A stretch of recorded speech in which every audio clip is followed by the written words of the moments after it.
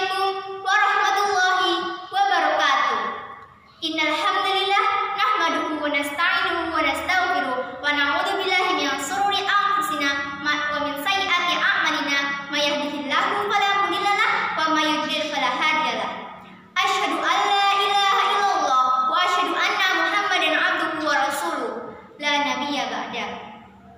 Pertama-tama marilah kita panjatkan puja dan puji syukur kita kehadirat Allah Subhanahu wa taala yang telah melimpahkan nikmat, taufik dan hidayahnya kepada kita semua.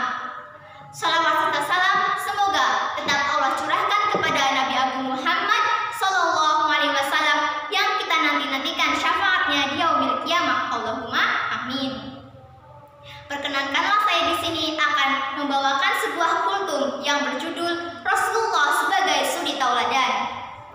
Sebagaimana yang kita ketahui bersama bahwa Rasulullah SAW adalah orang yang paling tinggi akhlaknya, baik dalam tutur kata maupun dalam perbuatan. Beliau benar-benar terbebas dari perilaku dengki, keji, dan iri hati. Beliau terbebas dari kata dosa.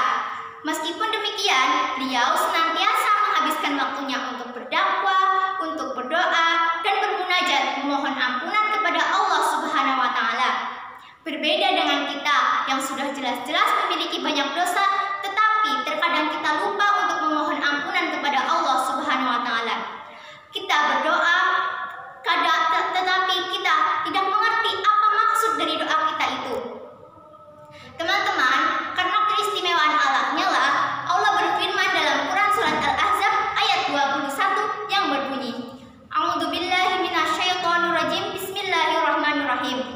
Laqad kana lakum fi Rasulillahi uswatun hasanah liman kana yarjullaha wal yawmil akhir wa dzakarallaha katsira. Sungguh telah ada pada diri Rasulullah itu suri tauladan yang baik bagimu, yaitu bagi orang yang mengharap rahmat Allah dan kedatangan hari kiamat, dan orang yang banyak mengingat Allah.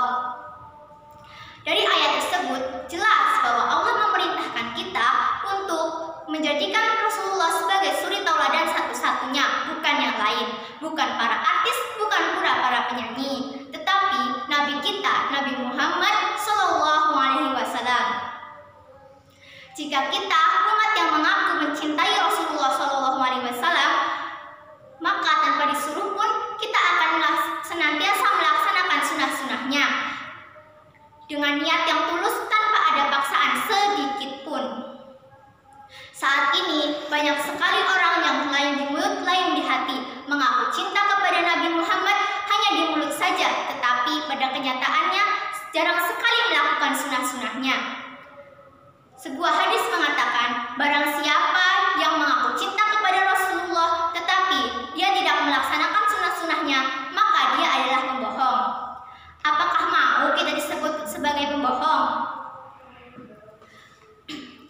Coba renungkan, jika kita mencintai seseorang, apa yang akan kita lakukan? Pasti setiap hari kita akan selalu mengingatnya, akan selalu menceritakan tingkah lakunya kepada teman-teman kita. Dalam otak kita pasti akan terngiang-ngiang nama dia, dan dia. Tetapi, apakah begitu juga saat kita mengaku cinta kepada Rasulullah? Seberapa sering kita mengingatnya? Seberapa seringkah kita membacakan salawat untuknya? Seberapa rindukah kita kepada Nabi Muhammad SAW? Teman-teman, di antara ajaran Nabi Muhammad SAW, salah satunya adalah membina kebahagiaan hidup di dunia dan di akhirat.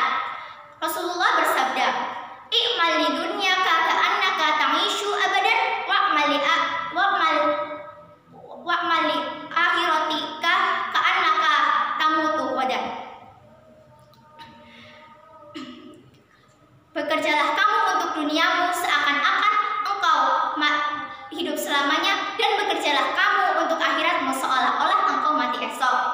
Dari hadis tersebut jelas bahwa kita sebagai umat Rasulullah SAW harus bekerja dan berusaha untuk mencapai kebahagiaan hidup di dunia dan di akhirat. Kita tidak boleh mementingkan dunianya saja dan tidak boleh pula mementingkan akhiratnya saja. Sebagaimana hadis yang berbunyi, laisa bi khairikum man taraka dunyahu li akhiratihi wala akhiratihi li dunya wala akhiratahu li dunyahu hatta yusibu minhuma jami'an. Fa inna dunya balahun ilal akhirati wala takunu kallan 'alan nas.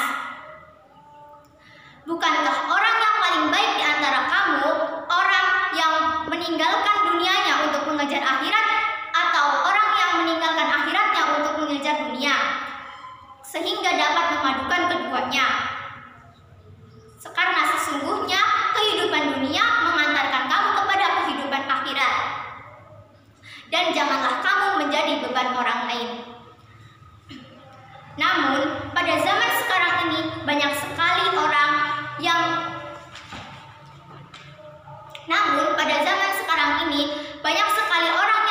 lebih mementingkan kehidupan dunianya saja tanpa mementingkan kehidupan akhirat.